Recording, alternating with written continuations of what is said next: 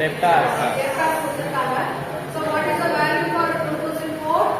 1650. 2005? 1950. What is the difference? 300. Increase or decrease? Increase. So increase காலத்துல நம்ம என்ன போட்டுக்கலாம்? 300. அடுத்து stock, next column stock for 2004 900. 2005 700. increase or decrease? Decrease. Decrease. So இந்த காலத்துல போடுவாங்க. Decrease. அடுத்து cash 2004 க்கு 2005 க்கு 900. So what is the difference? 500. 500. So 500 இந்த காலத்துல போடுவாங்க. Increase. Increase காலத்துல போடுவாங்க. So இது என்ன பண்ணுங்க டோட்டல் பண்ணுங்க. இந்த டோட்டல் பண்ண என்ன அமௌண்ட் வரும்? 2950. இந்த டோட்டல் பண்ண என்ன வரும்? 3550. ஓகேவா? So இதுக்கு என்ன நேம் இருக்கு? Total current assets. Total current assets. So next என்னன்னு பாத்தீங்கன்னா current liabilities.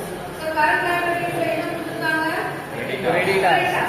Creditors உடைய value 2004 க்கு எவ்வளவு? 900. 2005 க்கு 500. So difference என்ன இருக்கு? 400. 900 400. 400. So 400 நம்ம மென்ஷன் பண்ணாம விட்டுட்டோம். அது எந்த காலத்துல எடுத்து போடுவாங்க? Increase Increase value.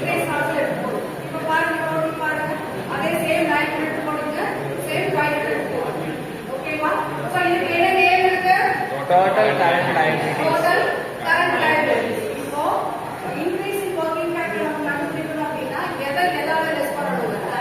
current asset current liabilities current asset ல இருந்து current liabilities லெஸ் பண்ணி காமிக்கணும். இப்போ பாருங்க current asset உடைய வேல்யூ என்ன? 950. So லெஸ் பண்ணா எவ்வளவு வருது? 2050. அதே மாதிரி 3550 இருந்து 500 லெஸ் பண்ணா 2050. இந்த ரெண்டு இயர்க்குள்ள டிஃபரன்ஸ் என்னங்க? 1000. இல்லையா? இப்போ 3000 and 3050 எடுத்து அப்படியே போடுவோம். ரைட்? இந்த 2050 இப்ப நீங்க இந்த டிஃபரன்ஸ் கண்டுபிடிச்சீங்க இல்லையா? எவ்வளவு டிஃபரன்ஸ் வந்திருக்கு? 1000 டிஃபரன்ஸ் வந்திருக்கு. இந்த 1000 ஆல ஆட் பண்ணுங்க. 1000 ஆல ஆட் பண்ணா என்ன வரும்? 3050. And you understand this? So இதுக்கு என்ன நேம் இருக்கு? Increase in working Increase in working working capital. capital. So current assetல என்ன எடுத்துக்கோங்க இப்போ? Debtors, stock, cash. இத வந்து 2 வருஷத்துக்கு இன்கிரீஸா டிக்ரீஸா நம்ம கண்டுபிடிச்சிருக்கோம். அதையே கண்டுபிடிச்சத என்ன நேம்ங்க?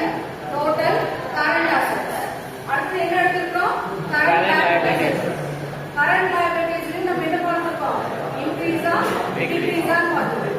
அது வந்து ஆன்சருக்கு என்ன நேம்? Total current liabilities. ஓகேவா?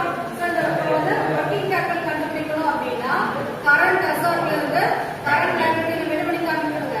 லெஸ் பண்ணி காமிக்கணும். ஓகேவா? இப்போ லெஸ் பண்ணி காமிச்சோம் அப்படினா 3050 3050. So next we can see the fund flow statement. Suppose statement பார்ப்போம். Statementல ரெண்டு இருக்கு. Sources ஒன்னு, application. So questionல கொடுத்த மாதிரி நான் சொல்லியிருக்கேன். ஷேர் அப்படின்னு எடுத்தீங்கன்னா அந்த ரெண்டு இயர்க்குள்ள டிஃபரன்ஸ் கண்டுபிடிச்சது நமக்கு எவ்வளவு வருது? ஷேர் இஷ்யூ ஷேருக்கு 500 வரும். அடுத்து fund from operation profit and loss accountல கொஸ்டின் எடுப்போம். சரிங்களா? அதோட டிஃபரன்ஸ் என்னவா வரும்? 1000 ஆகும். அதுக்கப்புறம் பாத்தீங்கன்னா மார்கேஜ் லோன் ரெண்டு இயர்க்கு டிஃபரன்ஸ் கண்டுபிடிச்சீங்கன்னா எவ்வளவு வரும்? 500 வரும்.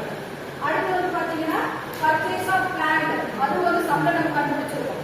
சோ அது என்ன டிஃபரன்ஸ் வந்திருக்குங்க? 1000 வந்திருக்கும். இப்போ ஃபைனலா நம்ம எதை அப்ளை பண்ண போறோங்க? இன்கிரீஸ் இன் வொர்க்கிங் கேபிட்டல். இன்கிரீஸ் இன் வொர்க்கிங் கேபிட்டல் எதுக்கு எடுப்போம்? நம்ம இங்க வொர்க் அவுட் பண்ண கான்செப்ட்ல என்ன ஆன்சர் நமக்கு வந்திருக்கோ அதுல இருந்து இன்கிரீஸ் இன் வொர்க்கிங் கேபிட்டல் நம்ம எடுத்து போடுவோம். சோ எவ்வளவு வந்துருச்சு நமக்கு? 1000 வந்திருக்கு. சரிங்களா? சோ இப்போ டோட்டல் பண்ணீங்க அப்படினா 1000 plus 1000 எவ்வளவுங்க? 2000. இது பாத்தீங்கன்னா 500 ஒரு 1000 மறுபடியும் 500 போட்டீங்கன்னா நமக்கு எவ்வளவு வருங்க? 2000. So fund flow statement sources column application column ஈக்குவலா என்ன ஆயிடுச்சுங்க? ஜாலி ஆயிடுச்சு. இந்த சமயத்துல என்ன கண்டுபிடிச்சிருக்கோம்? ரெண்டே கான்செப்ட்